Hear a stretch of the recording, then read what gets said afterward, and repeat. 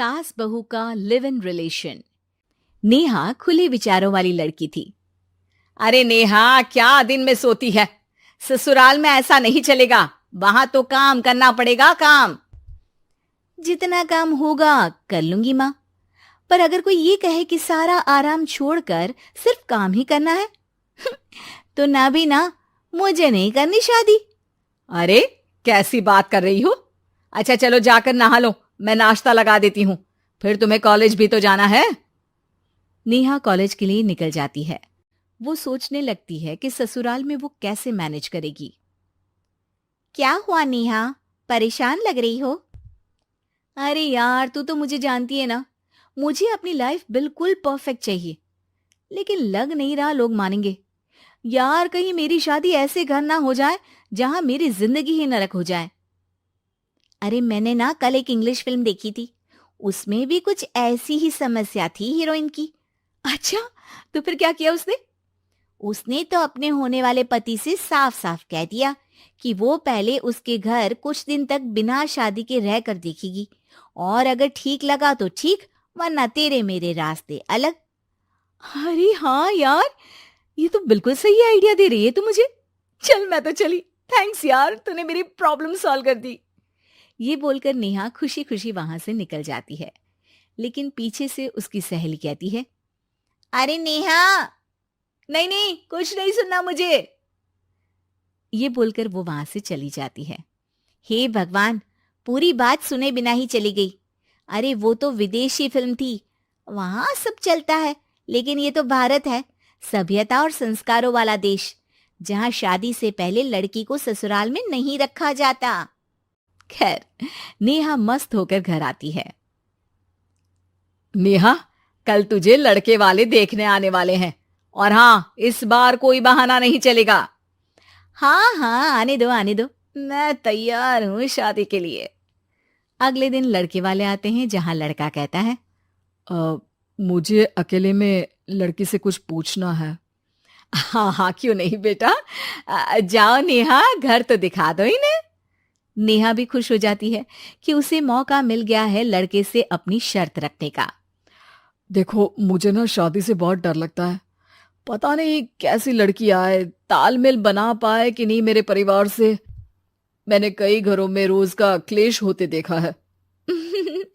तुमने तो मेरे दिल की बात कर दी। मैं भी यही सोच रही थी कि भाई सास तो अच्छी होनी चाहिए, पति सपोर्ट करे ना करे, रहना तो पूरे दिन सास के साथ है। लेकिन मेरे पास ना इसके लिए एक बहुत अच्छा आइडिया है। अच्छा, कैसा आइडिया? क्यों ना शादी के पहले मैं कुछ दिनों तक तुम्हारे घर आकर रह लूं, तुम लोग मुझे समझ लेना, मैं तुम लोगों को समझ लूंगी। ठीक लगा तो शादी, वरना टाटा बाय बाय। क्यों? लड़के को नेहा की बात में दम लगता है। वो घर के सभी लोगों के सामने नेहा की बात रखता है। अरे पागल हो गई है क्या? ये कैसी शर्त है? अरे शादी से पहले मैं क्यों तुझे किसी और के घर भेजूंगी रहने? अरे लड़की के ख्याल तो 20 साल आगे के हैं, इतनी भी खुले विचारों वाली लड़की नहीं चाहिए हमें। अरे माँ, क्या बुरा और गलत बोल रही है ये? रहना तो हम दोनों का है ना। कल को कोई परेशानी आई तो तुम सब तो ये बोलकर निकल जाओगे कि जिंदगी तुम लोगों को ही निभानी है, तुम लोगों को जो करना है करो। तब क्या करूंगा बताओ? सबके समझाने पर वो लोग मान जाते हैं। वाह, मैं 2-3 दिनों में पैकिंग कर लूंगी, तो आकर मुझे ले जाना। और नेहा पहुंच जाती है विशाल के घर। आओ आओ, ये रहा तुम्हारा कमरा।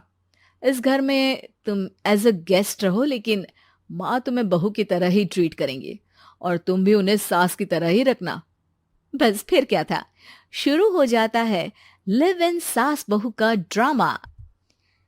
अरे चाय तो बना दे बहू। जी सासू माँ, अभी लाई। नेहा चाय लेकर आती है कि बस चाय लेकर आई हो, इसके साथ पकोड़े भी ले आती। लेकिन आपने तो बताया ही नहीं कि आपको चाय के साथ पकोड़े भी चाहिए। हाँ हाँ, अब तो पता चल गया ना। रात को खाना खाने के बाद नेहा किचन में खटर पटर कर रही होती है। क्या हो रहा है वहां नेहा? माँ जी, मैं ना रात को अदरक वाली चाय पीकर सोती हूँ, ये मेरी आदत है। अच्छा, तो जरा मेरे लिए भी बना देना। दोनों सास बहू रात को चाय पीती हैं। अगले दिन, नेहा, मैं मंदिर जा रही हूँ, मेरी साड़ी निकाल कर बेड पर रख दे। नेहा सास के लिए साड़ी निकाल कर रख देती है। वो देखती है कि उसके आने के बाद से सास ने घर का कोई भी काम करना छोड़ दिया है। यार मैं क्या करूं? ऐसा ससुराल तो मुझे नहीं चाहिए था जिसमें मैं ही सारा काम करूं। मैं तो ऐसा घर चाहती हूं जहां सास और बहू दोनों मिलकर किचन में काम करें। हे भगवान, रात को चाय पी ली, पेट में गैस बन गई, अब तो चला भी नहीं जा रहा है।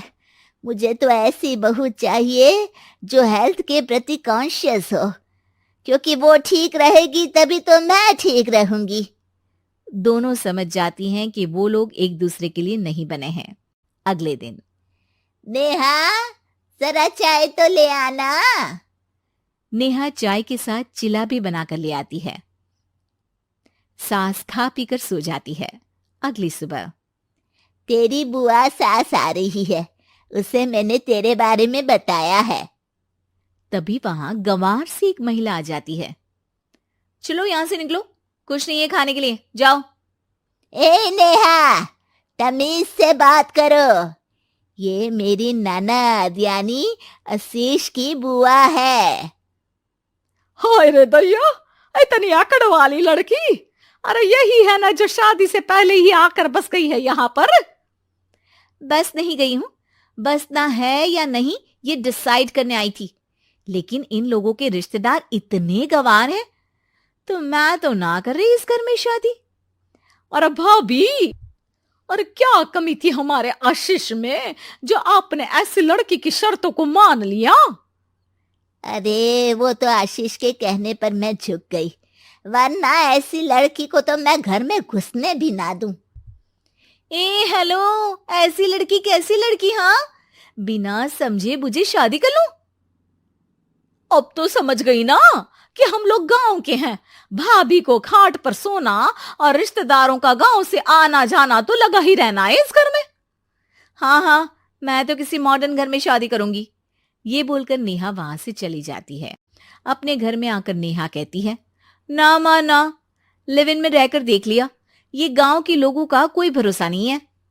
खैर, नेहा की शादी एक मॉडर्न घर में हो जाती है जहां सास कहती हैं, हे नेहा, मैं टेनिस खेलने जा रही हूं, आओ तो जूस बनाकर रखना, और हाँ, वॉलनट्स और ओट्स भी बना लेना।